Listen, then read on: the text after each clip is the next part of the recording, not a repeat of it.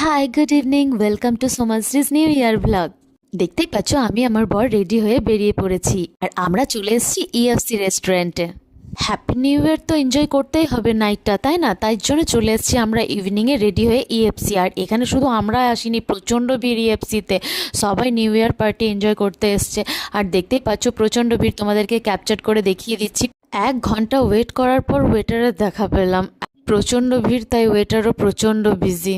তাড়াতাড়ি অর্ডার করে ফেললাম cheese corn sandwich and hot coffee.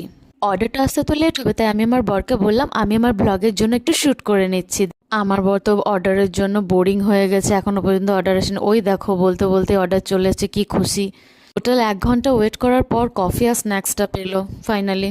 ও খেতেও ব্যস্ত হয়ে পড়েছে, এবার আমি কেন বাকি থাকি, আমার তো কফি ঠান্ডা হয়ে যাবে। তো ব্যাস আমিও কফি স্যান্ডউইচ খেতে পুরো ব্যস্ত হয়ে পড়েছি। বেবি কর্ন স্যান্ডউইচটা আমার তো খুবই ফেভারিট স্যান্ডউইচ। আর এই হাড় কাঁপানো ঠান্ডাতে তার সাথে হট কফি, জাস্ট ওয়াও। এদিকে আমার তো টোটাল খাওয়া কমপ্লিট, এবার আমার বর আরও কিছু খাবে তাই ও অর্ডার করছে, বাট আমি আর কিচ্ছু খাবো না বিকজ আজকের লাঞ্চ ছিল আমার টোটালি হার্ড লাঞ্চ। আমি ব্লগ শ্যুটে ব্যস্ত ছিলাম, ওর খাওয়াও কমপ্লিট হয়ে গেছে। দেখতেই পাচ্ছ চলে এসেছি বিল সেকশনে, ও অনলাইন পেমেন্ট করছে। বাস এবার রিটার্ন করব বাড়ি। ইএফসির বাইরে বেরিয়ে গেছি, আর বাইরে পুরো ঠান্ডার সাথে সাথে হাওয়া দিচ্ছে, তাই পুরো দেখতেই পাচ্ছ পুরো উইন্টার প্রোটেকশন হার্ডলি নিয়ে নিয়েছি। এবার রিটার্ন টু হোম, বাড়িও চলে এলাম। Good night. আজকে নিউ ইয়ার ব্লগটা কেমন হয়েছে জানিও। दीवानी दिल की रानी, सबसे अनजानी, अब तक तू ही